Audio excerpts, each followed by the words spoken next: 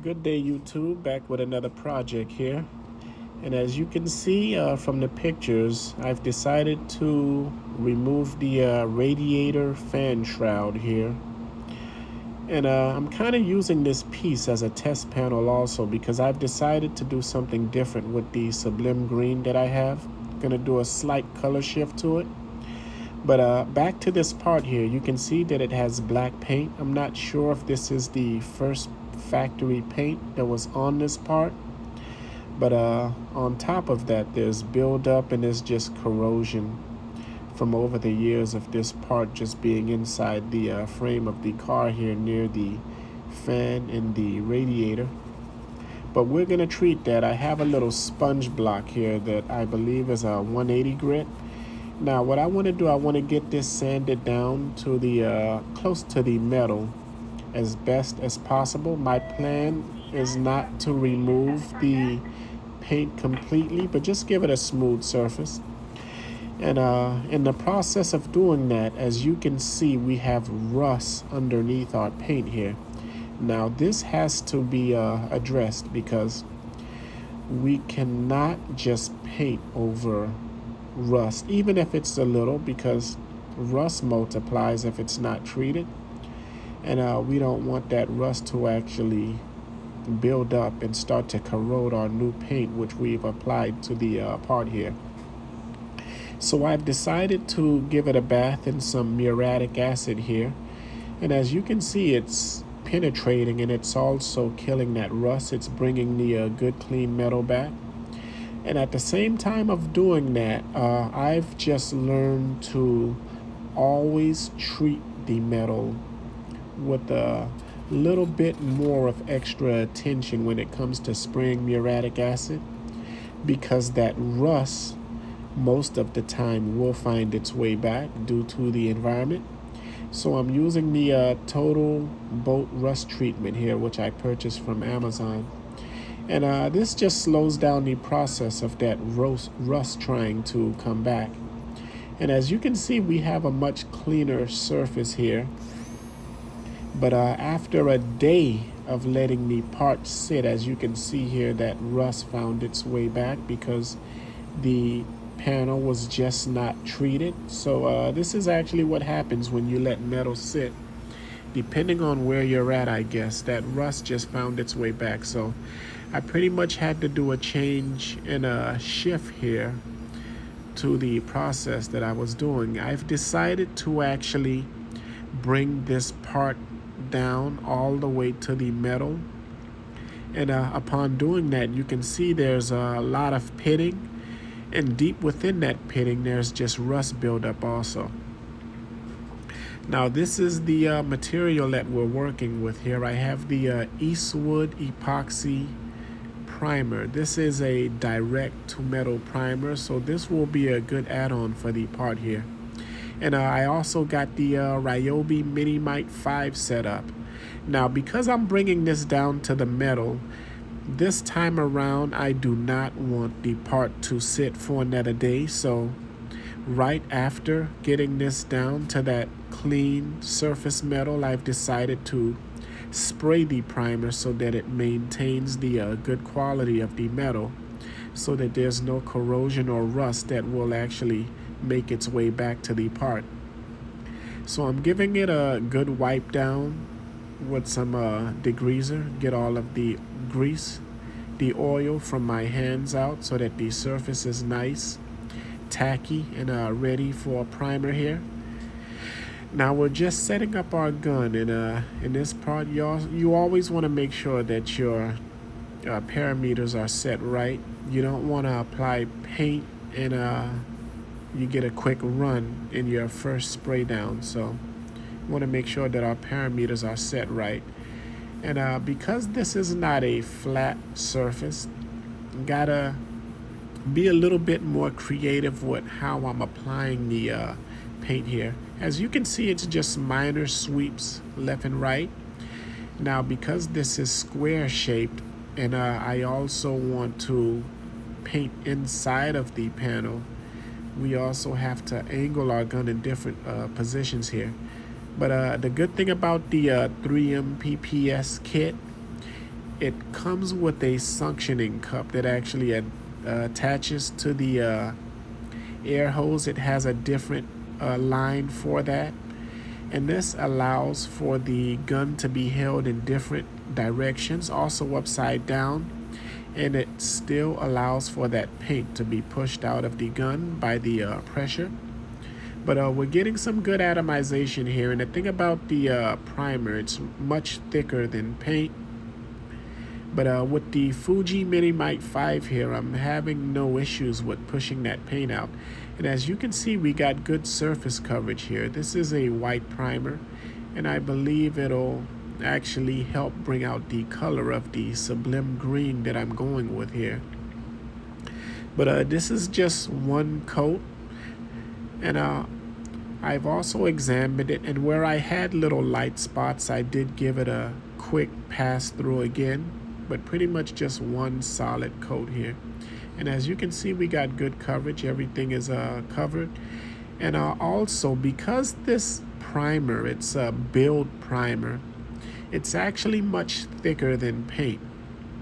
And I just did not want to apply paint directly over it by just giving it maybe 10-15 minutes. I actually let it sit overnight just so that the paint cures properly and it hardens the way that it should. And then the next day I'll give it a quick exam and just to see if it's dry. And I can also sand it down to see where there's surfaces where I might have gotten runs or buildup and things like that. Now on the table here for the next step, as you can see, I have the all of the material laid out for the paint and the clear, which I will be using. And this is the color shift I've decided to go with for the paint. Now, most would use an intracoat to apply their color shift material, but I've decided to actually use the clear coat that I'm using as the surface protection for the paint. Also, there's nothing different, but there will be a difference in how the clear coat is applied here, as you will see in the other clips. But as you can see, the surface of the panel is nice, dry, and ready for paint here. Now, I've already mixed my clear coat, and what I'm going to do here, I have a measuring cup.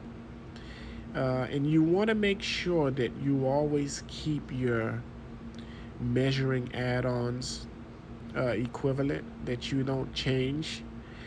Depending on how much clear that you're using, you want to measure what you're using. And just stay consistent, I would say, so that there's no variations within your paint compared to different body parts. So I have a measuring cup, and I'm actually using this one size here. And based on how much clear I'm using, that's how I kind of judge and actually measure how much I need to add to the cup. And I'm working with two different variations of the color shift. I have a gold, and there's also a multicolor. And I'm trying to keep it more measured, more dominant on the gold side, but also would like to do a different shift, so I'm adding the multicolor variation to it also. But like I said, this is not an intracoat clear. This is the regular clear, which I will be using for the UV protection to overlay the paint. But how it's added to the panel is where you will see the difference here. Now this is the multicolor, which I'm also adding. And then after that, we'll pretty much just mix everything up, and then based on how it looks, we'll just get it sprayed on the part here. And this is just a slight color shift. I'm actually using this as a test panel. I want to see what it does to the paint. And then from that point, I'll decide whether how much of a shift I actually do want on the automobile. But as you can see here, mixed in the clear coat, you can see it added a different variant to it, to where you can actually see the shift of the clear. It's milky, but when applied to to the panel, it does have like a glittery color shift to it. So that's the goal with this extra step I decided to add to the paint scheme here. Now, just giving the epoxy primer a nice scuff down because it did smoothen out. So I kind of want to give it a little etch so that the paint could actually adhere to the part much better. So I got a small scuff pad here, and I did get a run from the epoxy primer. So I'm just using a small sponge here with some sandpaper to see if I could smoothen out those areas a little better. That way the outcome of the quality of the surface will come out. I can just paint over that, but that run will present itself, and that's not something I'm actually trying to do with this project here. Now, on top of the epoxy primer, I've decided to add a little bit of a bulldog adhesion promoter just to promote the adhesion process here. This is a step that's not really necessary, but I've just decided to, because it's actually a test panel, it's a test run. Everything that I'm doing here, I actually want to take into consideration whether or not I will decide to do that on the part that I'm painting outside of the car here. Now we have our Fuji Minimite 5 set up here, and I find this gun to be a good sport for the project here. Whether you're using your primer, your clear, it does push that material out with no problem. Now, as you can see, this is a 3-step process. We have our sublime green set up, we have our color shift set up, and also the clear coat. And I have it all lined up the way that I want to apply each step here. We're going to start off with our green, and then we'll completely let that dry. I'm not going to spray the color shift over paint that's still curing, because that flaky material from the color shift could actually sink into the paint, and the paint can hide some of the flaky material, which will kind of degrade the quality of the color shift, I believe. So I'm getting everything connected here, making sure that the spray gun is dialed in correctly. I'm not trying to use as much material, just a slight miss, since this is a small part and the panel is already white, so it kind of makes it easier for me to see how the material is actually being applied to the part here. But so far so good. The green is coming out nice. Just some small passes left and right. And on the inside, same routine, just small passes. But because it's a tight spot, I'm actually giving myself more distance. And when it comes to applying paint or clear, you want to make sure that you stay consistent with your distance, because how your material is applied is actually the outcome of the quality of your work here. Now, as you can see, just small passes, and I went with 2 layers of the sublime green here. Like I said, because my passes are not equal, there were some light and darker spots, but the second coat actually helped cover that up, so everything seems symmetrical. Keep in mind also, I'd also like to add the 3 layers of the material that we are adding here. They all have different properties of their own level of viscosity. Of course, the primer is much thicker than the paint, and the clear coat, I would say, kind of falls in between. It is thin, but at the same time, it does have a thickness to it, depending on if you're adding a reducer to your clear to kind of thin it out a little more. But I find that with the paint, it's much easier to get a run compared to adding your primer. But at the same time, the clear coat, because you're moving at a rate to where you do not want to move too fast or too slow, you want to apply it at a steady pace so that your clear actually falls onto the surface and settles well. You want to be careful and also at the same time cautious so that you do not just get a run on your project. Now moving on to the color shift here, as you can see, this is our next step. Now before applying the color shift, I saw to it that I gave the paint time to cure. In doing these processes here, I just did not want to apply the color shift over the paint because it's still settling, and that only allows for the flakes in the color shift to actually blend into the paint, which could reduce the strength of the shift here. So what I did, I gave the paint 10 minutes to cure so that the color shift actually lays over the paint and not blends into it, because that will reduce the performance.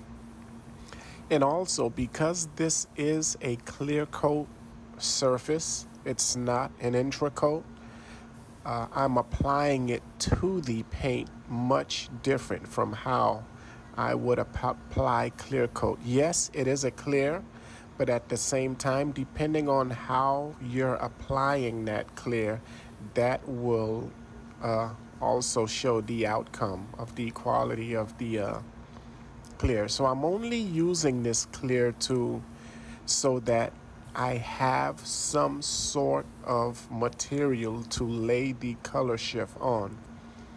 So as you can see here, just steady mist passes. I have the air turned all the way up. This is a 1.3 tip that I'm using here on a Fuji. And I'm paying attention to all of the surfaces, seeing to it that I have coverage.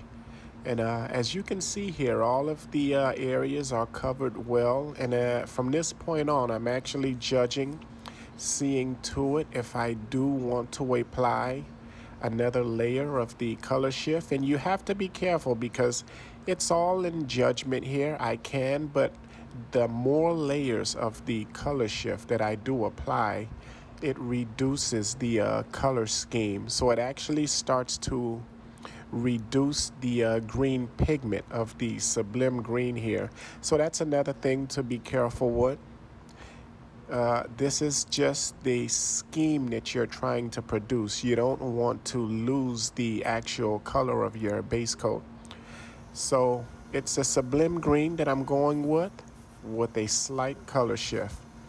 But keep in mind that the more layers of the color shift that you do add, you will have a much more stronger shift, but at the same time, you're losing the color scheme of your green or whatever color that you're going with. So now moving on to the clear coat here. Now this is where I'm doing my steady, slow passes, paying much more attention to how the clear coat is being laid onto the color shift.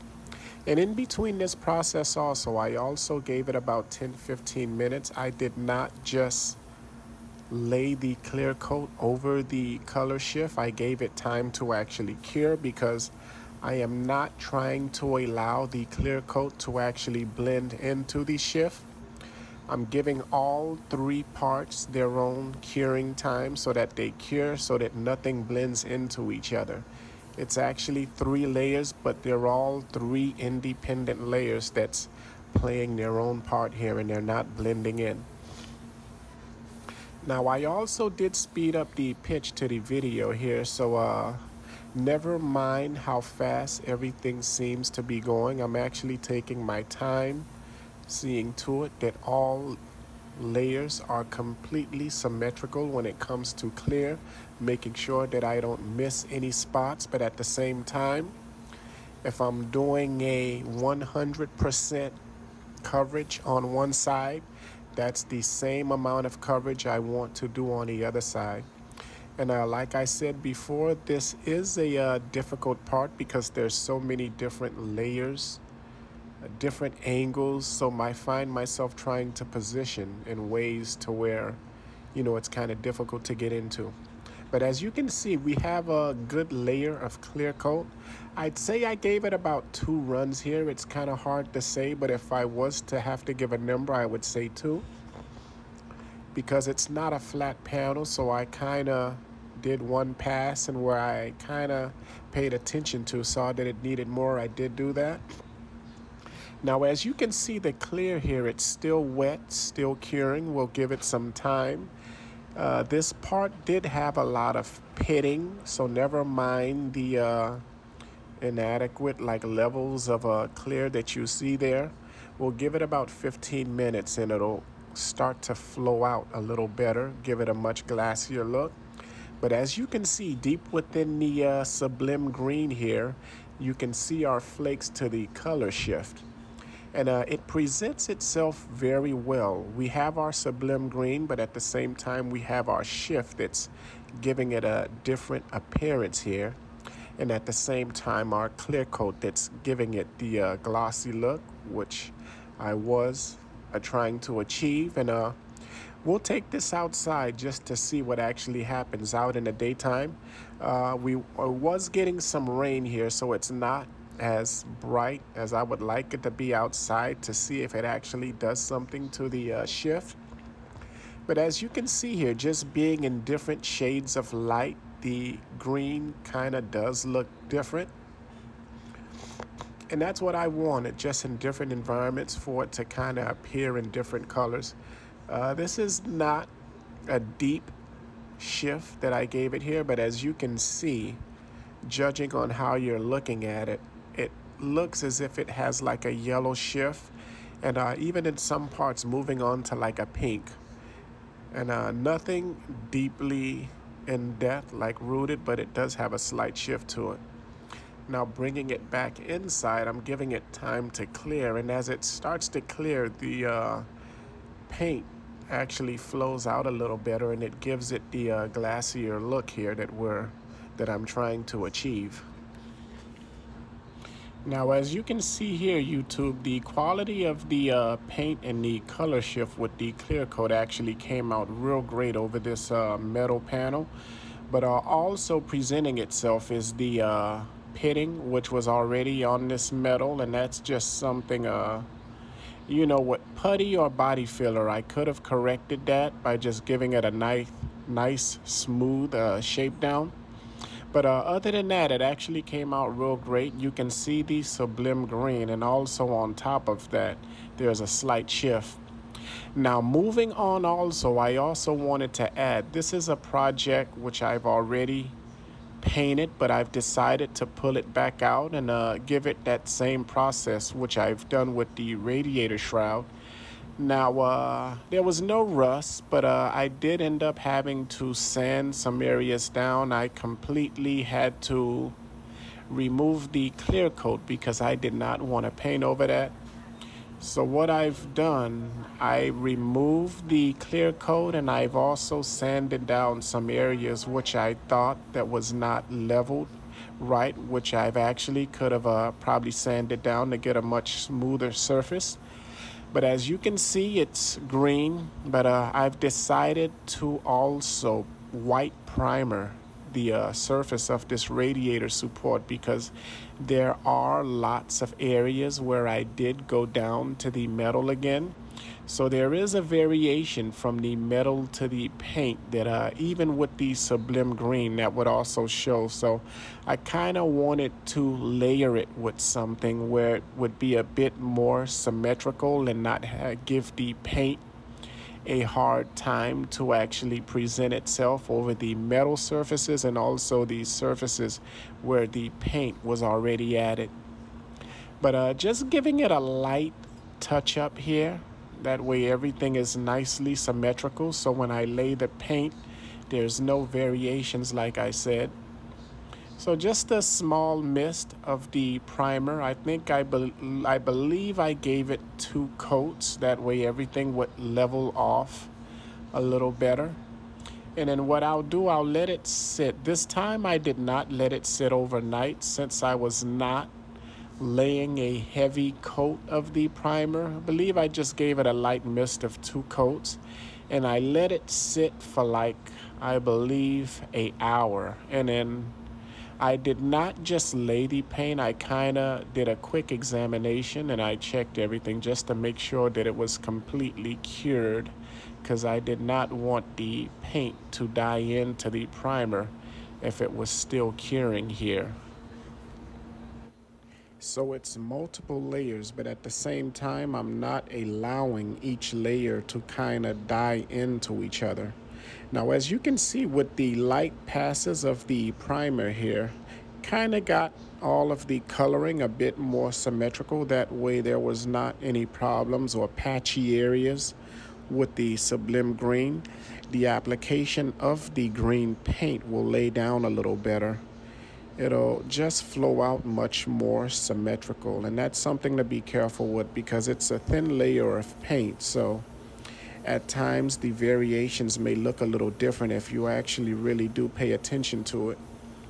So after 15 minutes of letting that primer, well, actually not 15, I believe I gave it about, I'd say 30 to 40 minutes. And then I gave it a quick wipe down just to make sure that the area was tacky. Then I decided to lay the Sublime Green down. But as you can see, pretty much just light mist passes. And because it's a white primer, it's actually laying down pretty well. And it's curing at the same time I'm applying it because it's such a low viscosity material. It does not need a lot of time to actually dry.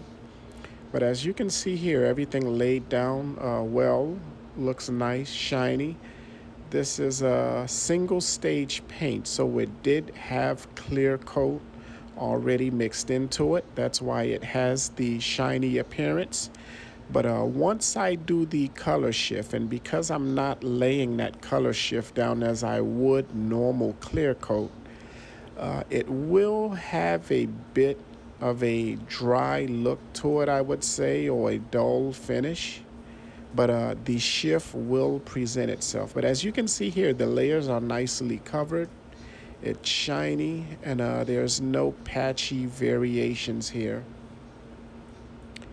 Now moving on, this is where the color shift was applied, and as you can see, the flaky areas over the Sublime Green. And when I move around with the camera here, there are some angles where the shift will present itself, but at the same time you'll see it kind of move to like a green or a kind of gold textured appearance here. It actually looks white in a way, but that's only because the light overhead is actually penetrating through the gloss to make it seem that way. But yes, compared to just the Sublime Green, as you can see here, there is a color shift and it's presenting itself very well. And like I said, between each application, I've allowed everything to dry, not to blend in. And every layer is actually presenting itself very well if you do pay attention to how the light is actually hitting the part. We still do have our Sublime Green, and at the same time, it's nice and wet.